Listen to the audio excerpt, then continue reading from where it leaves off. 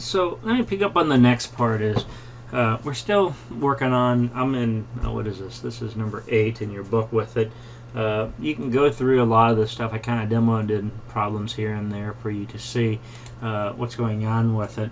And this is number 9.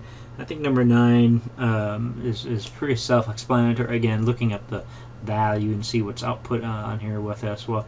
But the key thing I want you to understand is this is in the if statement, if this is false, it takes the next C out with it as well. So let's take a look at number 9. I want you to look at number 9 and what is the output if you had something like this with it as well. Again, this is our first, what is the symbol? This is an OR, right? It's pipe. So let's look at this expression right here. So we have something to practice with for you to see with this as well. So here I have is letter K.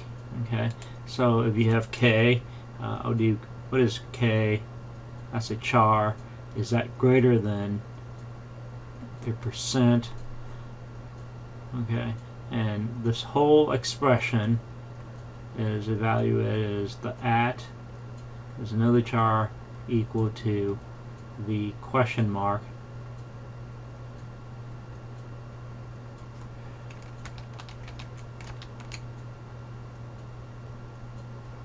with it. Okay, so this is the whole expression. That's what we're looking at right now. Let's look at this in a second with it. Let's look this thing up on the letter K. What is a uppercase K? What does that value come up to be in a second here? Uppercase K in my book on page 190, it's number 75, right? Greater than an ampersand or percent symbol.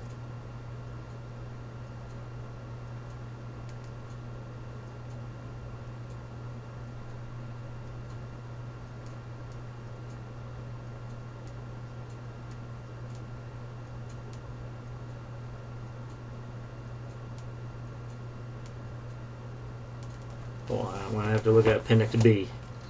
I'm familiar with that one more than anything else with it. That's the same thing. If you go to Appendix B in the back, no, Appendix A. No. Appendix C, my apologies, C, page 1313. Look at ampersand. The way how you read that is its row is 3 and the column is 7, so it's number 37. Alright, so 37. And just write, and the at symbol in this one is the at symbol. I just saw it here in a second.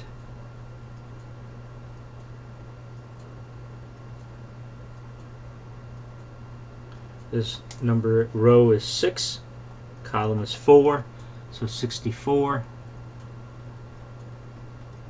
and the question mark is 63. So again, I went to page this. I pull all these numbers up from page 13. All right, this is Appendix C. You don't have to memorize any of this with as well. So let's look at this right here. Let's look at this part right here, the left-hand side. So is this true? Yeah, it's true, and it's an OR. Okay, let's take a look. And is this true or false on this side? So this side is what? 64 less than, even though this is false on this side over here. But the outcome, when on an OR, I have a true and a false. I should get a what? A true, right? So the whole expression is a true with this. That means what? I enter the block of code. I enter the block of code. I output my first C out statement is what?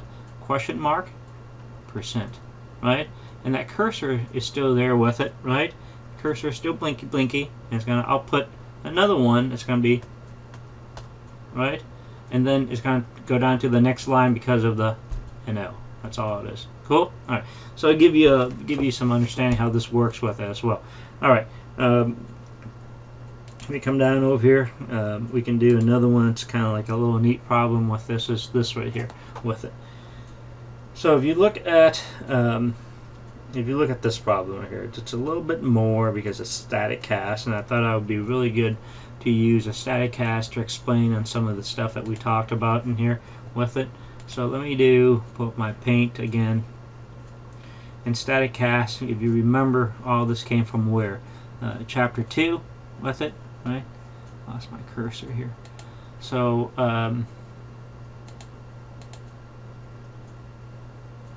with it. So here we go. So when you look at this expression right here for me, all right, I'm looking at number 10. Yeah, number 10.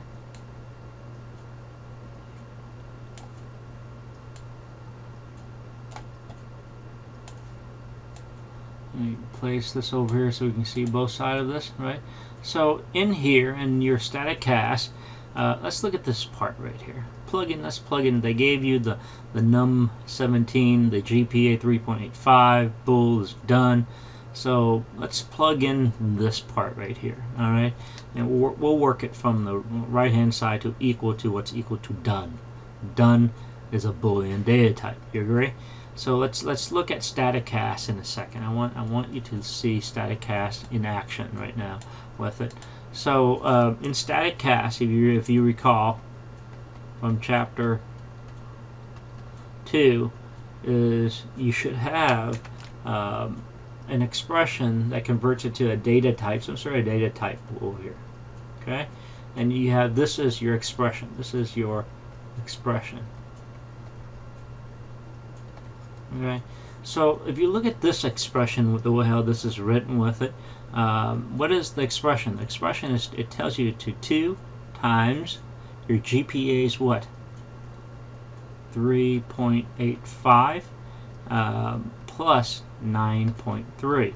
So if you want to whip out your calculator with it, what does this come out to be?